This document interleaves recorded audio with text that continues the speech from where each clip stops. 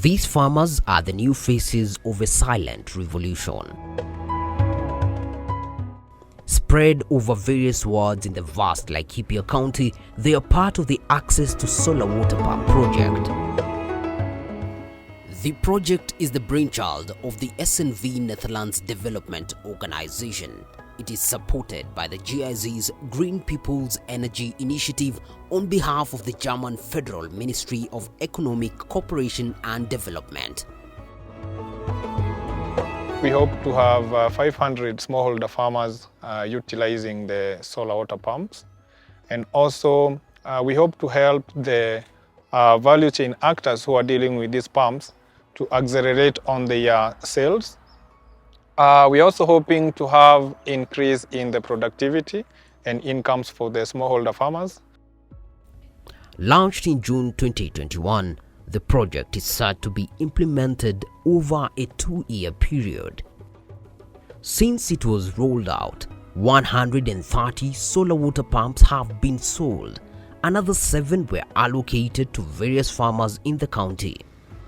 It helps farmers to increase water productivity because the cost and also the amount of water being used for agriculture is reduced significantly compared to what is being done conventionally with the petrol pumps.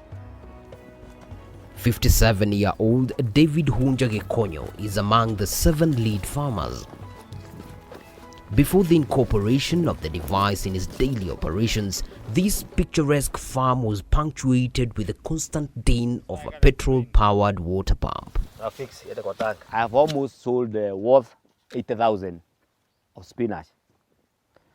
And I have spent about 23,000 from land preparation. So if I added the cost of this 25,000, 50,000, you see I've already made some 30,000. Suppose I had an acre. So the cost of the pump, if you spread it over about one year, you can comfortably pay it back. David has been trained on how to manage scarce water resources and better soil management techniques like mulching.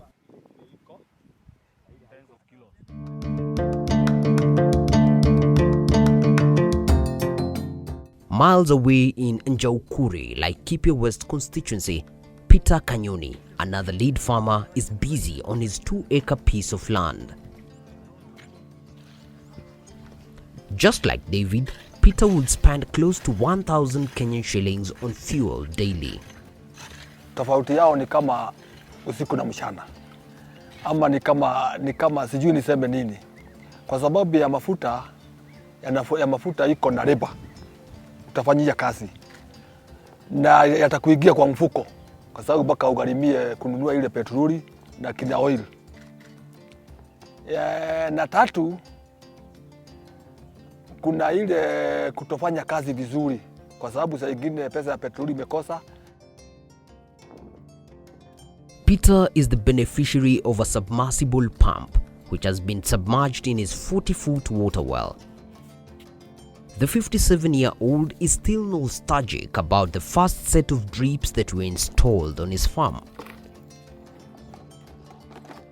Siku ya kwanza hata mimi sikuwa nikiamini. Nilikuwa hata nikisimama kando nitazame. Na kesho asubuhi mimi naamuka mapema kwenda kuangalia ile cabbage. Kama kweli imekunywa yale maji ya drip. Juu nilikuwa beleni sijatumia drip wakati mwingine. But it's not just individual farmers that have benefited from the program. This is the Pesi Buffalo Self-Help Group.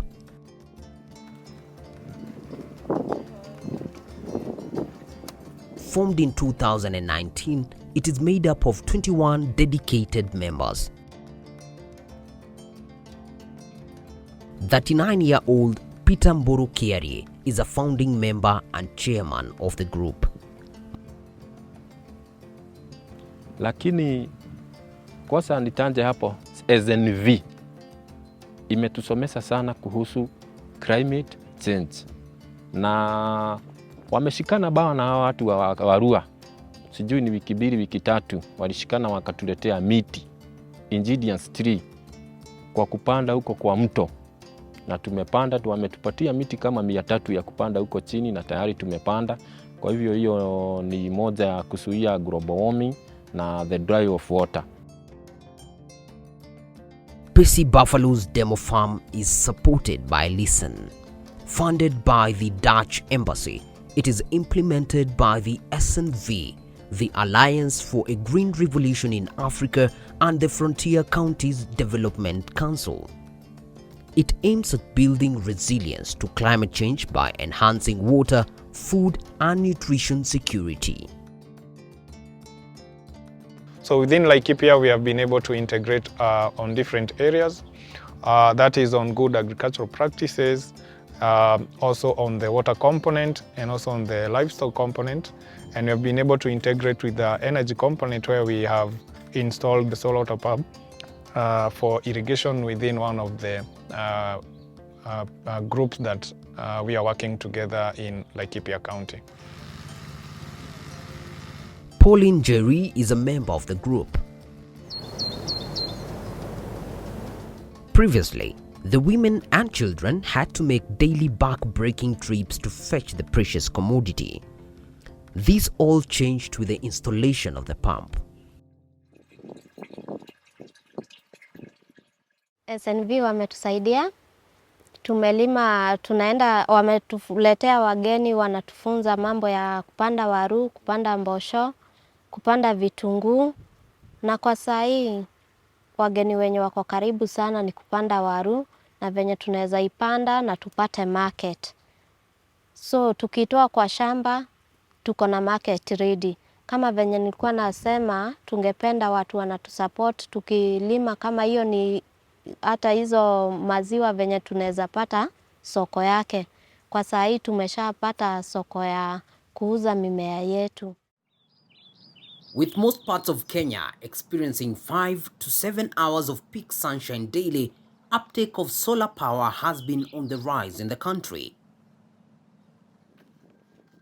63-year-old Michael Wanyeki Ndongo knows this only too well. Here in Ngarwa, Moso Laikipia, there is sunlight throughout. I've never paid a coin for all the water that have been used. In fact, if it was on the side of electric power, power. In fact, even my 50,000 is back, surely, because I would have been paying more than, let's say, 1,000 shillings per, about more than 2,000 shillings per month. Agnes Muthoni Ndegwa's sentiments are similar to those of Michael. Her home area of Matanya, Tigithi Ward, is lined with water pans. However, due to lack of dam liners, the water pans are hardly in use. She recently reintroduced citrus fruits on her 2.5-acre farm. Macungwa macio ri kuri hindi ndarimite macungwa tene ndina miaka 35. Macungwa macio ni maheaga mbeca muno, magiragwo guku na ngari. Riu riria kwagire murimo wa macungwa ugiuka, macungwa macio makwa makihuka. Mahuka riu ndireciria tondu riu hindi ndiari na mai ri, ndatetemekagira mbura ri. Riu ngeciria na meciria makwa ati ndingihanda macungwa macio ri na ndina mai ri, koguo macungwa macio matingithuka na ihenya tondu ndina mai. Riu kiu ndikio gitumikira kiratumire ndiciria horo wa kuhanda macungwa. The Laikipia County government has been supportive of the program since its inception.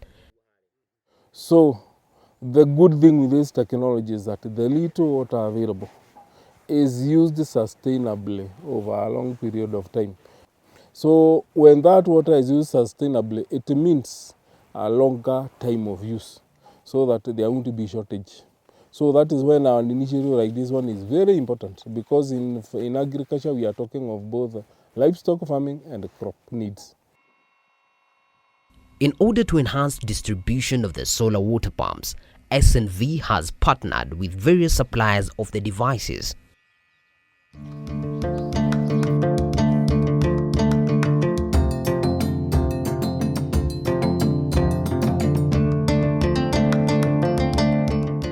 Omara Hiribai is a marketing and events executive with Epicenter Africa.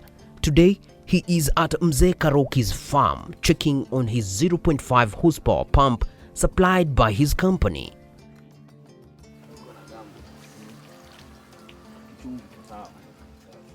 We always tell them the pressure of the pump of the water is normally affected by the sun. The brighter the sun, the higher the pressure. So they want to get into the farm at 8, leave at 9 because of that. So we're trying to tell them with solar, we need to have a change of mindset that water your farm the smart way, the right way. If you need to water for an hour or two, then let's get other solutions like now let's get a tank or use irrigation methods that would work to your advantage. Laikipia County is an irrigation hotspot with thousands of farmers extracting the little water available from water pumps, boreholes, rivers and wells. If you don't know how much you're using, you cannot put efforts to conserve. So at that point, then you start getting the farmers to appreciate that the more you use to produce 1 acre, if you can't be able to now abstract less, then you are putting water conservation. So that by itself will promote what now we are calling water productivity, where you are producing more by using less water.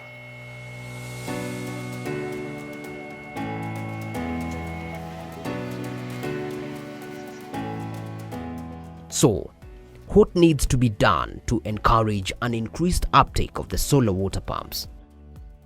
The government should be seen to encourage people by promoting projects that are dealing with solar water pumps so that the government is on board with people who are doing this and other stakeholders at large. Githĩ twagũkĩmeta kamũcemanio, tũmete kamũkutano, tũmete tũmonererie ũhoro wa pipe icio nĩ iratũteithia, nawe ũgĩkorwo ũrĩmĩte atĩ moka gwaku nĩ makuona different ya riũa na maĩ macio. I would advise the government, maybe the local government or the national government, at least to assist people who have formed groups and they want to undertake farming as a profession. And they assist them through giving them possibly loans so that at least they can be able to start. You need to do a lot of sensitization, a lot of group seminars, a lot of field visits. So the extension workers, they move from the offices and they go to the farms to take up this technology. They do a lot of mobilization to sell this technology because it can really help people. With 7.5 million smallholder farmers found in Kenya, there's clearly a huge gap that can be filled by the solar water pump project. So we feel that when these farmers are able to buy pumps with the help of the lead farmers, that is what we were hoping for as a project, as we were doing even the implementation, working with the different stakeholders at these levels. So that is the impact that as a project we want to feel. Changing perceptions and attitudes towards the viability and sustainability of green energy may take time. Nevertheless, with initiatives such as the Solar Water Pump Project, farmers such as David Hunja, Peter Kanyoni, and the Pesi Buffalo Self-Help Group may assist in the perennial food shortages that afflict the country. And in so doing, they are playing their part in the fight against climate change.